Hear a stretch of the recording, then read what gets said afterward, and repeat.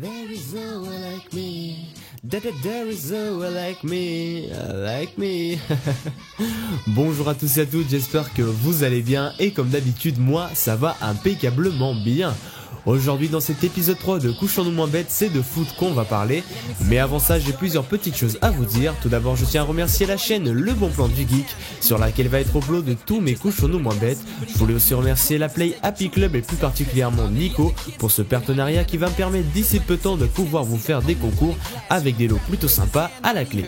Mais je vous en dis pas plus, n'hésitez pas à me follow sur Twitter @jtbymilka pour vous tenir au courant des news concernant ma chaîne. Je tenais à remercier vous, mes chers abonnés, pour le cap des 9000 qu'on devrait atteindre d'ici quelques jours. Et je tenais aussi à vous remercier pour l'accueil que vous avez porté à mon album. En effet, depuis sa sortie, il a été téléchargé plus de 100 fois et j'ai reçu une dizaine de dons, donc pour tout ça, merci. Dernière chose avant d'attaquer cet épisode, je suis à la recherche de musique plutôt sympa et sans droit d'auteur que je pourrais utiliser pour les Couchons-nous moins bêtes afin que ce soit plus plaisant pour vous. Donc si vous en avez sous la main, n'hésitez pas à les partager dans les commentaires. Je pense que nous avons fait le tour de ce que je voulais vous dire. Je vous propose tout de suite de commencer cet épisode 3. C'est parti. Les paroles de l'hymne de la Champions League sont un mix de plusieurs langues, le français, l'anglais et l'allemand qui sont les 3 langues officielles de l'UEFA, organisateur de la compétition. Je suppose qu'à première vue vous semblez perplexe, mais pour mieux comprendre, voici un petit montage réalisé par mes soins.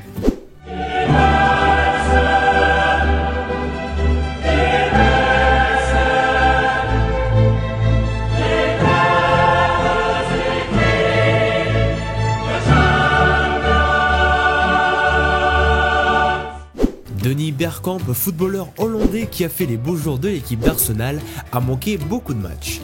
En effet, il souffrait d'une phobie de l'avion, l'empêchant ainsi de participer aux matchs à l'extérieur de son équipe. Il était surnommé The No Flying Dutchman. Il devait, quand cela était possible, voyager en train ou en voiture pour rejoindre le lieu du match. Vraiment pas pratique du tout. Dans l'équipe de football du Milan AC, le numéro 3 est désormais uniquement réservé à la famille Maldini en guise d'hommage. César Maldini a porté le maillot du Milan AC, puis son fils Paolo, récemment retraité. Suite à la retraite de ce dernier, son numéro, le 3, ne sera plus attribué, sauf si un des fils de Paolo devient joueur du club. C'est aussi le cas pour Benfica de Lisbonne qui a décidé de ne plus attribuer le numéro 29 en hommage à Miklos Ferrer, mort sur le terrain en 2004. Rogério Ceni, joueur de l'équipe Sao Paulo au Brésil, a marqué au cours de sa carrière plus de 100 buts. Certes, rien d'exceptionnel jusque-là, au détail près que celui-ci est un gardien de but. Et oui, il est spécialiste des coups de pied arrêtés et c'est donc lui qui tire chaque coup franc et pénalty de son équipe. Il détient par ailleurs aussi, vous vous en douterez, le record du monde de buts marqués pour un gardien qui est exactement à l'heure actuelle de 110 buts. Au football, les cartons jaunes et rouges ne sont pas si anciens que cela, car ils ont été mis en place lors de la Coupe du Monde de 1970. On les doit à un arbitre anglais, Ken Aston, qui eut l'idée de les créer alors qu'il attendait au feu rouge dans sa voiture. Le joueur de football Dejan Stankovic est le seul joueur de l'histoire à avoir joué 3 Coupes du Monde pour 3 pays différents. Son parcours retrace d'ailleurs l'histoire de son pays. Il a successivement joué sous les couleurs de la Yougoslavie en 1998 en France, de la Serbie-Monténégro en 2006 et de la Serbie en 2010. La sortie du territoire nord-coréen étant très difficile, la fédération de football nord-coréenne a dû faire appel à des supporters chinois pour remplacer ceux de Corée qui ne pouvaient pas se déplacer pour la Coupe du Monde de football en 2010. Ils seraient loués pour l'occasion et auraient notamment les billets offerts en échange d'un soutien à l'équipe nationale. Soyons honnêtes, c'est un peu étrange comme procédé, non ?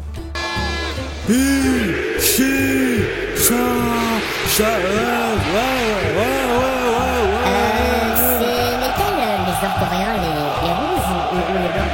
Oh, on s'en fout, de toute façon on est payé pour être là, alors Bien que second pays en termes de population, l'Inde n'a jamais participé à une Coupe du Monde de football. Ils auraient pu participer à la Coupe du Monde au Brésil en 1950 car la FIFA les y avait invités, mais ils annulèrent leur participation car ils avaient une condition plutôt insolite qui fut refusée par la FIFA, ils voulaient jouer pieds nus. En juin 2007, lors du match Finlande-Belgique pour les éliminatoires de l'Euro 2008, un hibou a perturbé le match en prenant pour perchoir les barres transversales. La partie fut suspendue et suite à la victoire des Finlandais, le hibou est devenu la mascotte officielle de la sélection finlandaise. L'Athletic Bilbao a depuis un siècle une particularité unique en Europe. Son effectif est composé uniquement de joueurs basques qui soient nés au Pays Basque français, dans la communauté autonome basque, Navarre ou bien formés dans un club basque. L'Euro 1992 a été remporté par le Danemark alors que celui-ci ne s'était même pas qualifié pour la compétition. L'équipe avait été repêchée car la guerre et les sanctions de l'ONU en Yougoslavie provoquèrent l'exclusion de l'équipe yougoslave, remplacée au pied levé par les Danois. Comme quoi, le malheur des uns fait le bonheur des autres. Même le Vatican a une équipe de football composée de gardes suisses et de fonctionnaires qui y travaillent. C'est le sélectionneur de l'Irlande Giovanni Trapattoni qui en est en charge. Un championnat du Vatican existait aussi, le Clerisus Cup, regroupant des équipes de différentes universités pontificales. Mais tenez-vous bien, celui-ci a été supprimé car il y avait trop de bagarres sur et en dehors du terrain. N'appartenant à aucune fédération, que ce soit l'UEFA ou la FIFA, l'équipe du Vatican ne peut participer à aucune compétition internationale. Et on finit avec Sean Connery qui aurait pu faire une carrière sportive plutôt que cinématographique. Âgé de 23 ans, au cours d'un tournage, il participa à un match de football et fut remarqué par le manager de Manchester United de l'époque, Matt Busby, qui lui proposa un contrat. Sean Connery refusa l'offre, la meilleure décision de sa vie à ses yeux.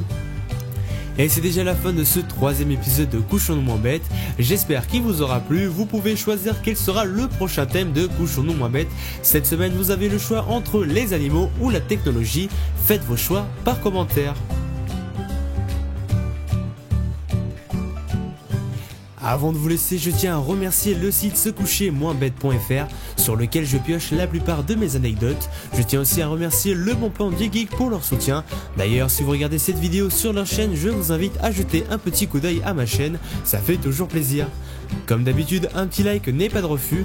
Moi je vous dis rendez-vous pour le prochain épisode, portez-vous bien, salut!